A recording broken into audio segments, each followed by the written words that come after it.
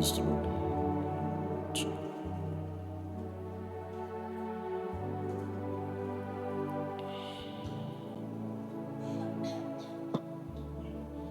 the Lord. Hallelujah.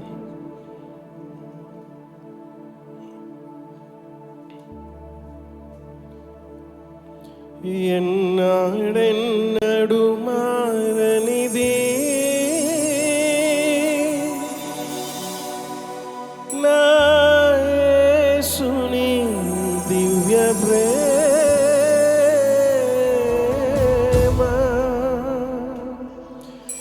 ఎన్నాడెన్నడు వీడనిది నా యేసుని నిత్య ప్రేమ.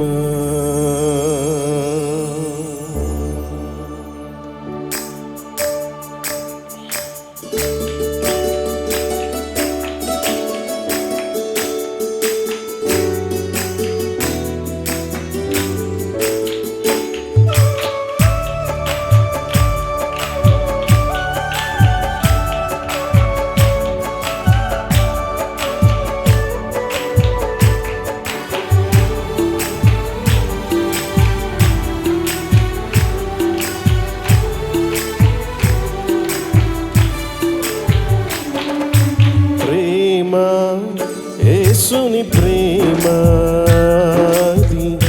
ఎవ్వరు కొలువలేనిది, నిజము దీనిని నమ్ము, అది భువి అందించలేనిది. ప్రేమ యేసుని ప్రేమ ఎవ్వరు కొలువలేనిది, నిజము దీనిని నమ్ము, అది భువి అందించలేనిది. ఎన్నాడెన్నడు మారనిది నా యేసుని దివ్య ప్రేమ, ఎన్నాడెన్నడు వీడనిది నా యేసుని నిత్య ప్రేమ, ఎన్నాడెన్నడు మారనిదే నా యేసుని దివ్య ప్రేమ, ఎన్నాడెన్నడు వీడనిది నా యేసుని దివ్య ప్రేమ. ప్రేమ యేసుని ప్రేమ అది ఎవ్వరు కొలువలేనిది, నిజము దీనిని నమ్ము, అది భువి అందించలేనిది. ప్రేమ యేసుని ప్రేమ ఎవ్వరు కొలువలేనిది, నిజము దీనిని నమ్ము, అది భువి అందించలేనిది.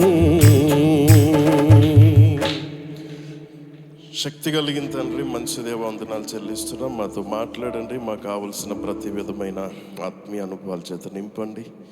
నన్ను నేను మీ యొక్క ఆత్మ సంచారానికి అప్పగించుకుంటూ మీరు మాతో సూటిగా స్పష్టంగా మాట్లాడమని యేసు నామమున ప్రార్థిస్తున్నాము తండ్రి, ఆమేన్. దేవునికి స్తోత్రం. హల్లెలూయా. ఈరోజు ఏర్పాటు చేయబడినటువంటి లేఖన భాగం యెషయా గ్రంథం 58వ అధ్యాయం. యెషయా గ్రంథం 58వ అధ్యాయం 10, 11, 12 వచనాలు చదువుకుందాం. తీసుకున్నారు.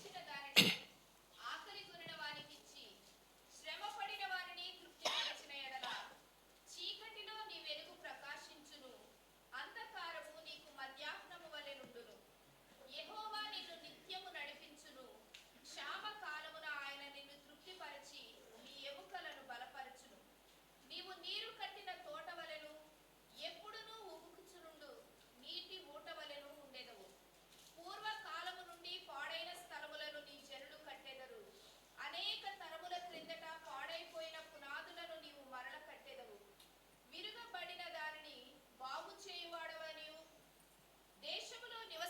నడుచున్నట్లుగా త్రోవలు సిద్ధపరచువాడవనియు నీకు పేరు పెట్టబడును.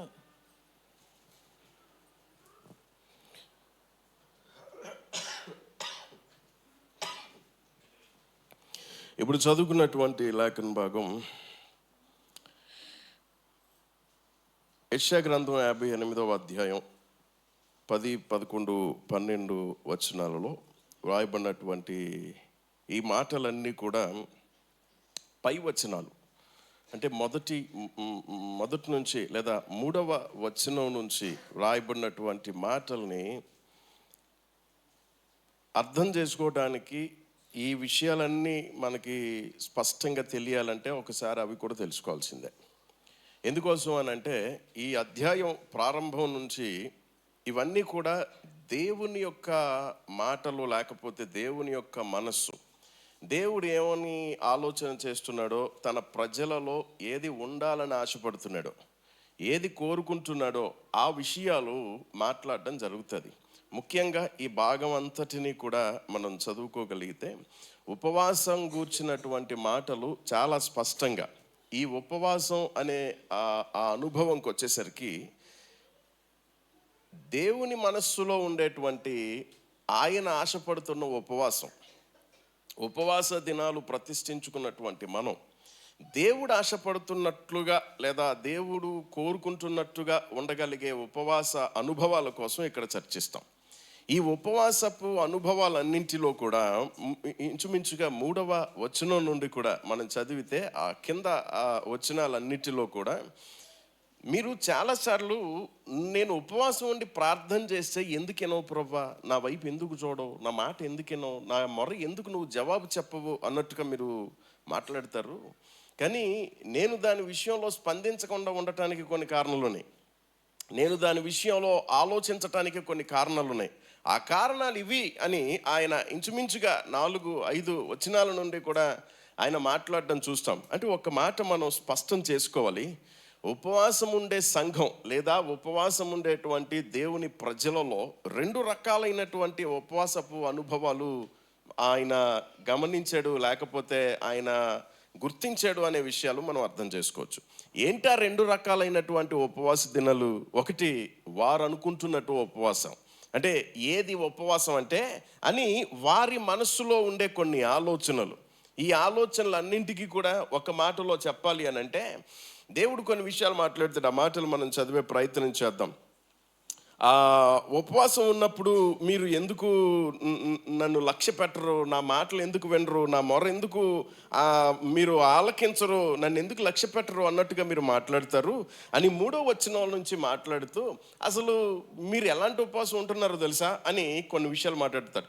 ఆయన మాట్లాడుతూ చెప్పినటువంటి అనేకమైన విషయాలలో ఆ మాటలన్నింటినీ కూడా దగ్గరికి తీసుకొచ్చి మనం చూస్తే, మీరు ప్రాణాన్ని ఆయాస పెట్టుకోవటం ఈ రకమైన ఉపవాసం చేసే సమయంలోనే, లేకపోతే మీరు గోనెపట్ట కట్టుకోవటం, బూడిద చల్లుకొని మీరు కూర్చోవటం అనేది ఇలాంటి ఉపవాసపు అనుభవాలన నేను ఆశపడతాను, నేను దీన్ని లక్ష్య పెట్టాల్సింది ఇలాంటి వాటినా అని అడుగుతాడు. ఆ మాటలన్నింటినీ కూడా ఒక మాటలో అర్థం చేసుకోవాలంటే ఆచరణ లేదనంటే ఆచారం, ఈ పదం సరిపోవచ్చు. ఆచారానికి సంబంధించినటువంటి ఉపవాసాన్ని ఆచరిస్తున్న వ్యక్తులను, లేకపోతే ఆ అనుభవాలను దేవుడు జ్ఞాపకం చేస్తూ, ఇదిగో మీరు ఇవన్నీ చేస్తున్నారు.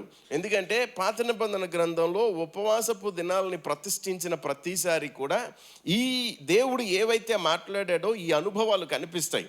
గోనెపట్ట కట్టుకోవటం, బూడిద చల్లుకొని అందులో కూర్చోవటం, వారు ప్రాణాన్ని దుఃఖపెట్టుకోవటం, వారు ఏమాత్రం కూడా ఆహారాన్ని పుచ్చుకోకుండా వారి దేహాలను నీరసించుకొని వారు దేవుని సన్నిధిలో ప్రార్థించటం, ఇవన్నీ కూడా ఆ పాత నిబంధన గ్రంథంలో విరివిగా సహజంగా జరుగుతున్నాయి. ఉపవాసం అనగానే వీటిని ఖచ్చితంగా ఆచరిస్తూ ఉన్నారు. అందుకే యోనా వచ్చి మాట్లాడినప్పుడు, ఇదిగో నినివే పట్టణ ప్రజలు రాజు మొదలుకొని పశువు వరకు కూడా ప్రతిదీ కూడా ఉపవాసం ఉన్నాయి, అంటే ఏమీ పెట్టలేదు తినలేదు అని చెప్తూనే గోనె పట్ట కట్టుకున్న అనుభవాన్ని జ్ఞాపకం చేస్తారు.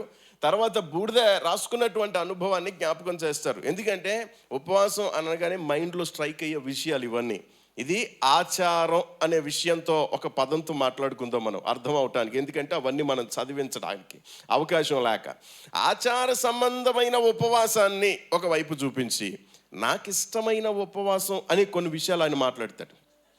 ఆ విషయాలను, ఎందుకంటే మనం చదువుకున్న 10, 11, 12 ఒకవేళ పెట్టాలనుకుంటే 3 నుంచి 12 వరకు కూడా పెట్టాలి, లేదంటే ఇంకా కింద వచ్చిన వాళ్ళు కూడా పెట్టాలి. కానీ వాటిని అర్థం చేసుకోవటానికి కొన్ని తీసుకొని అక్కడ రాయటం జరిగింది.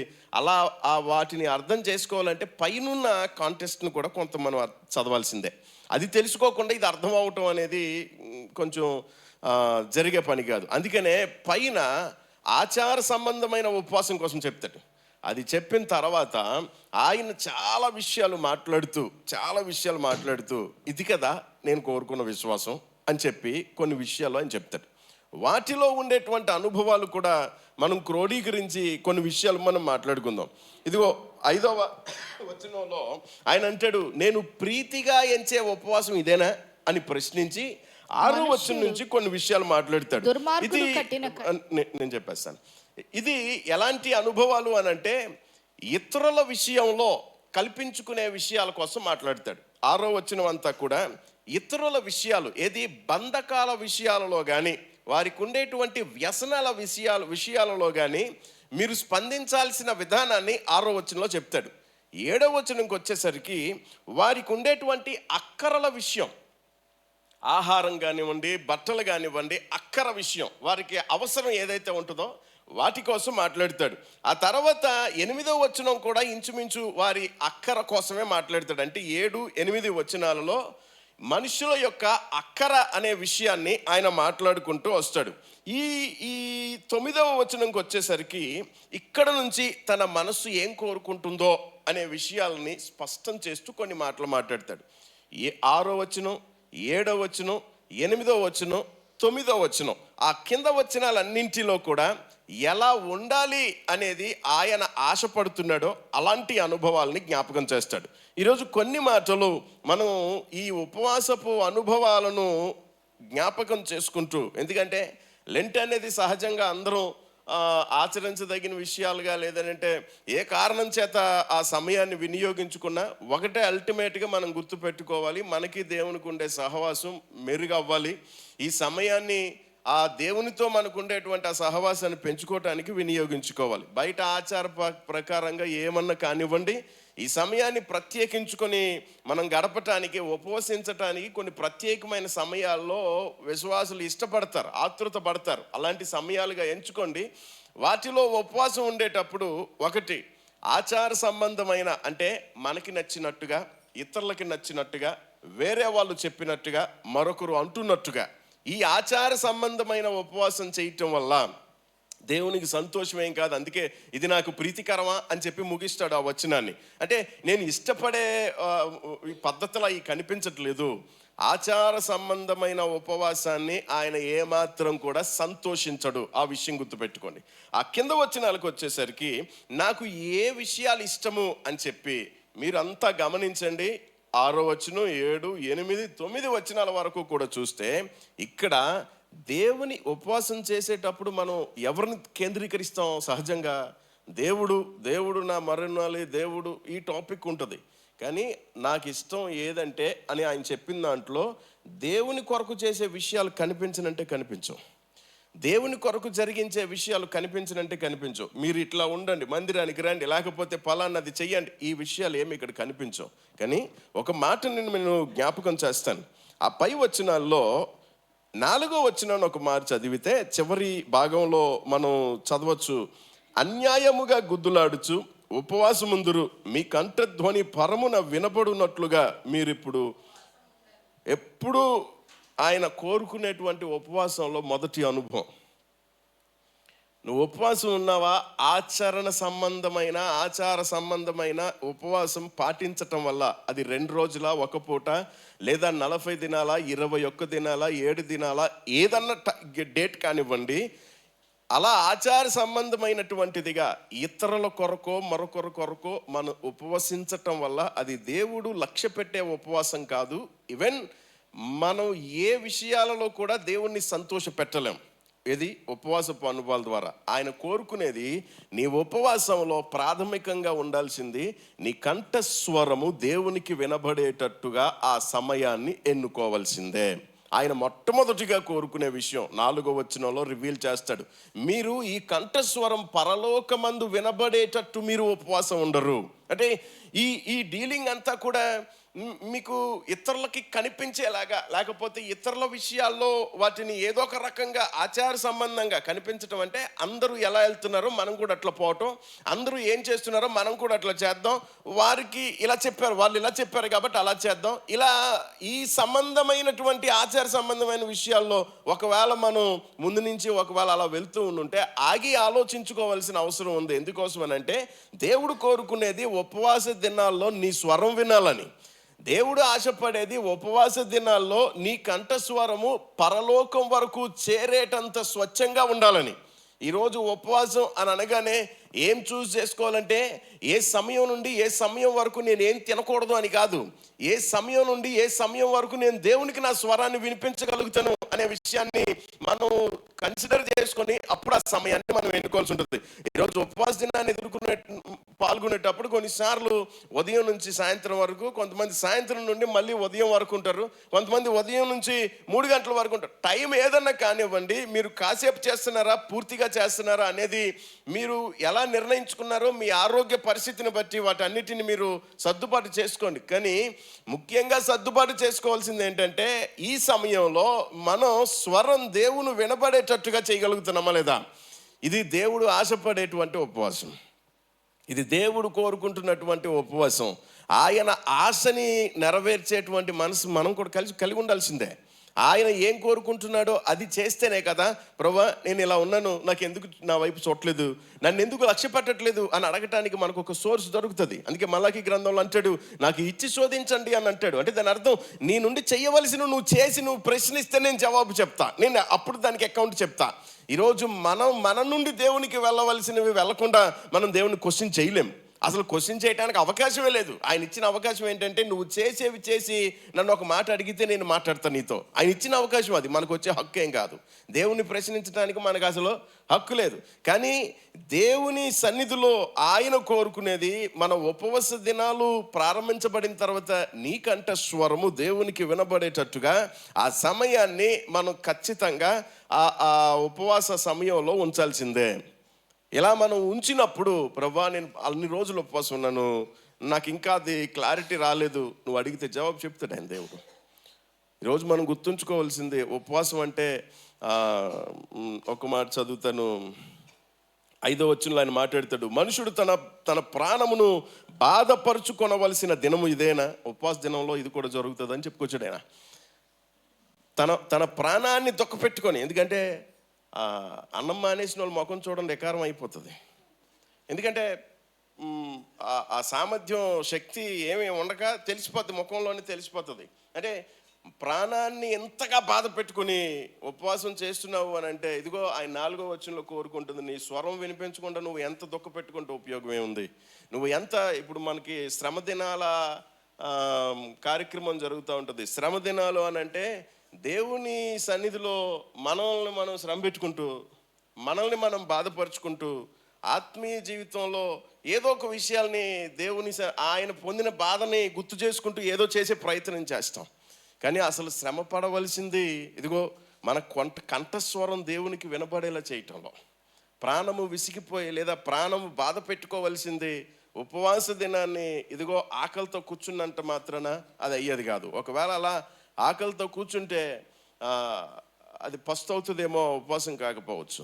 ఈరోజు ఆయన కోరుకునేది, ఆయన ఆశపడే ఉపవాసం నీ ప్రతిష్ఠిత దినాలలో, అవి ఎన్ని రోజులైనా కానివ్వండి, ఏ సమయం అయినా కానివ్వండి, నీ కంఠస్వరము ఆయనకి వినబడేటట్టుగా ఉండాలి. ఇది ప్రైమరీ థింగ్. అంటే దేవునితో గడపాల్సిన సమయం ఇది, ఆయన ఆశపడే ఉపవాస అనుభవం. రెండవదిగా మనం చూసినప్పుడు ఆయన 6, 7 వచనాలు, 8, 9 వచనాల వరకు మనం చూస్తే అన్ని ఇతరుల విషయంలో బంధకాలు తెంచటం విషయంలో కానీ, వారి కాడిని విరగొట్టడం విషయంలో కానీ, వారికి ఉండేటువంటి బంధకాల విషయంలో మాట్లాడతాడు, వారి అవసరతల విషయంలో మాట్లాడతాడు. వీటన్నింటినీ చూస్తే ఒక మాటలో మనం అర్థం చేసుకోవచ్చు, ఆయన నీ స్వరం వినాలనుకుంటున్నాడు. ఆయన సన్నిధిలో నీ స్వరం వినాలనుకుంటున్నాడు. సమాజంలో నీ నీ నీ యొక్క క్రియలు చూడాలనుకుంటున్నాడు. చాలాసార్లు ఉపవాస దినాలను ప్రతిష్ఠించుకున్నప్పుడు పై వచనాలు 3వ వచనం నుంచి చదివితే చాలా చిత్రమైన విషయాలు కనిపిస్తాయి. ఆఖరికి 9వ వచనంలో కూడా మనం చదివితే మనుషులు ఏమేమి చేయకూడదో ఉపవాస దినాల్లో అన్నీ ఆయన కోట్ చేసుకుంటూ వస్తాడు. మాటల దగ్గర నుంచి మొదలు పెడతాడు ఆయన. ఆఖరికి 9వ వచనంలో దాన్ని కేంద్రీకరించి మాట్లాడతాడు కదా. అప్పుడు నీవు పిలువగా యెహోవా ఉత్తరం ఇస్తాడు, నీకు మొరపెట్టగా ఆయన నేనున్నాను అంటాడు. ఇతరులను బాధించుటయు, వేలు పెట్టి చూపి తిరస్కరించుటయు, చెడ్డదానిని బట్టి మాట్లాడుటయు నువ్వు మానేసి. ఏం చెప్పాలనుకుంటున్నాడు ఆయన? నీ ఉపవాస దినాల్లో నువ్వు ఎక్కడెక్కడ జాగ్రత్త పడాల్సిందో ఆయన మొదలుపెట్టింది మాట దగ్గర నుంచి మొదలుపెట్టాడు. ఇవన్నీ ఎవరి విషయాల్లో మాట్లాడుతున్నావు? దేవునితో మాట్లాడే విషయాలు కాదు ఆయన చెప్పేది. నీతో ఉన్న సోదరుల విషయంలో, నీతో ఉన్న వారి నీ ఎదురున్న సమాజం విషయంలో ఆయన మాట్లాడిన విషయాలు. మొట్టమొదటిది, ఆయన సన్నిధిలో నీ స్వరం ఆయనకి వినిపించాలి. సమాజంలో నీ యొక్క దైవికమైన క్రియలు కనిపించాలి.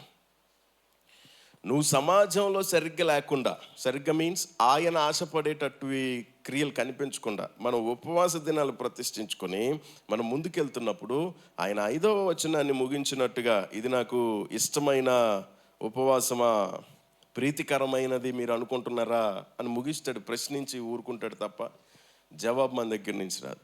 అందుకనే మొట్టమొదట మనం కోరుకోవలసింది, ఉపవాస ప్రతిష్ఠిత దినాలు ఏర్పాటు చేసుకుంటున్న మనం దేవునికి మన స్వరం వినిపించేటట్టుగా మనల్ని మనం సిద్ధం చేసుకోవాలి.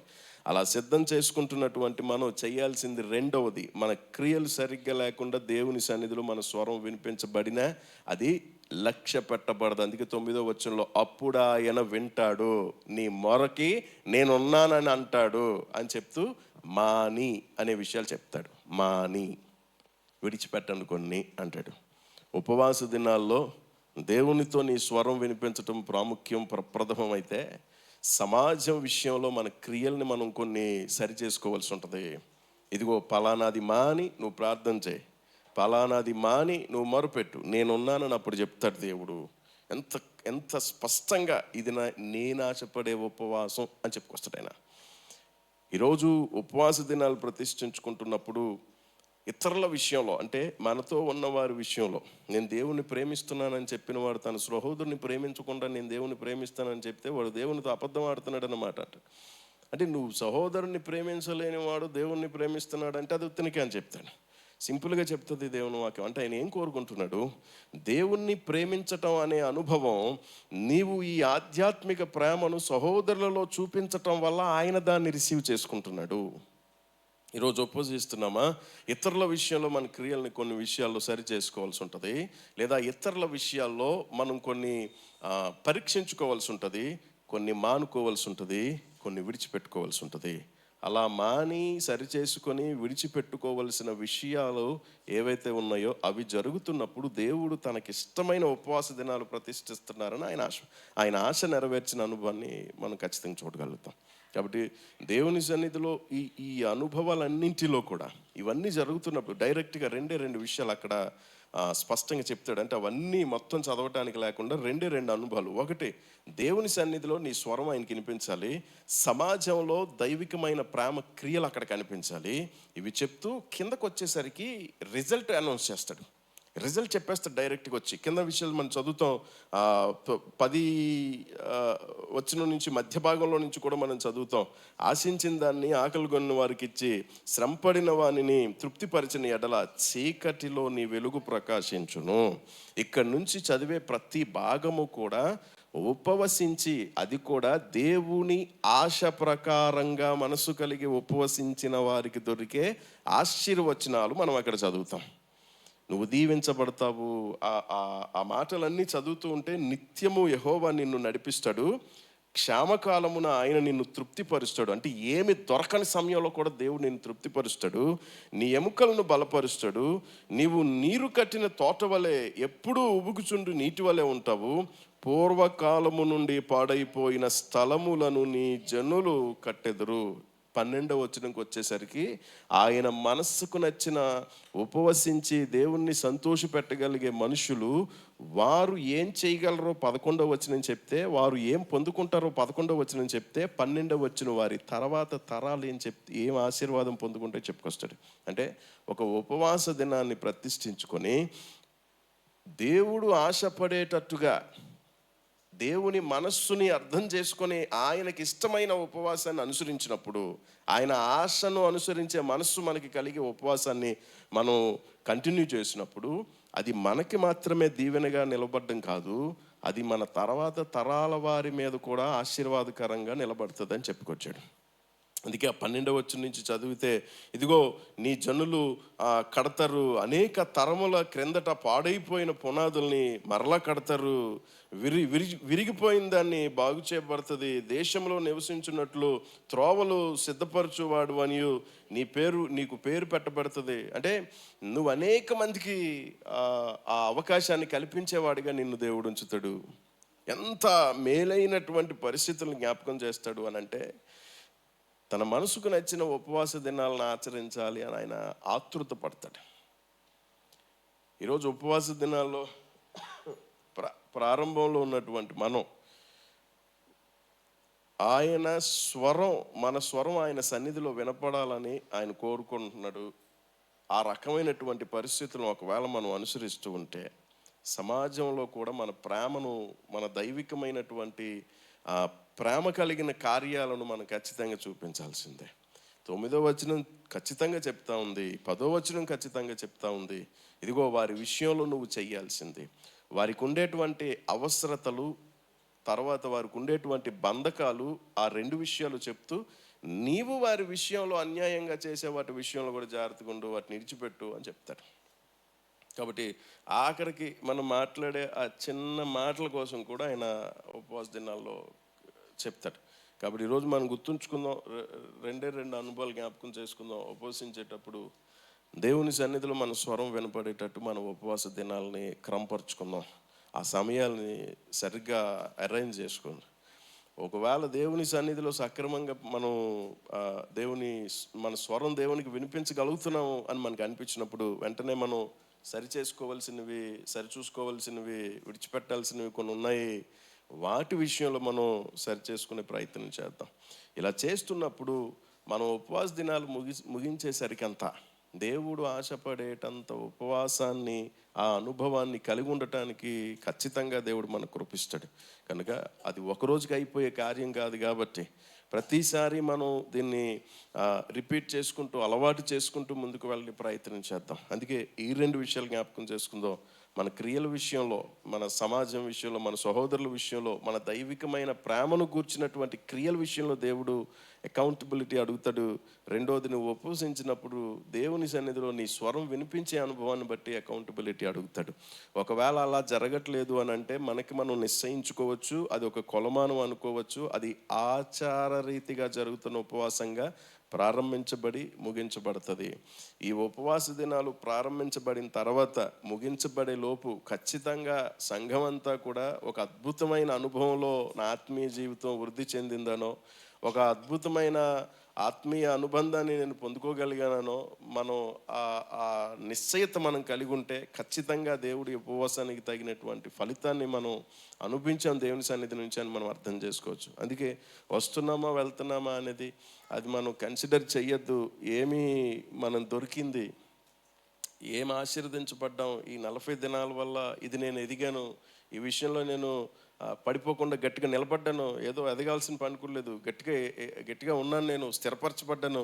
ఏ కారణమైనా మీ మనసులో ఏర్పడితే ఖచ్చితంగా దేవుడు ఈ అనుభవాల నుండి మీరు దీవించబడ్డారని అది ఖచ్చితంగా ఒక కొలమానంగా తీసుకోండి. ఈ 2 విషయాలు తప్పక జ్ఞాపకం చేసుకుందాం. దేవుని సన్నిధిలో మన స్వరం వినిపించాలి, మన క్రియలు సమాజంలో దైవిక ప్రేమను ప్రకటించేవిగా కనిపించాలి. అలా ఉన్నప్పుడు ఇదిగో మన విషయాల్లో అనేకమైన ఆశీర్వాదకరమైన అనుభవాలు, వేటిని వివరించడానికి అయితే నాకు సమయం లేదు. కానీ ఈ 2 అంశాలని గుర్తుపెట్టుకుని ప్రతి విషయంలో అన్వయించుకునే ప్రయత్నం చేద్దాం. ఈ ఉపవాస దినాలు తప్పక ఆశీర్వాదకరమైనటువంటి ఉపవాస దినాలుగా సంఘానికి, కుటుంబాలకి, వ్యక్తిగత ఆత్మీయ అనుభవాలకి ఉండునట్లు దేవుడు సహాయం చేయునుగాక. దేవుడి మాటలు దీవించి ఆశీర్వదించి నడిపించునుగాక. ఆమేన్.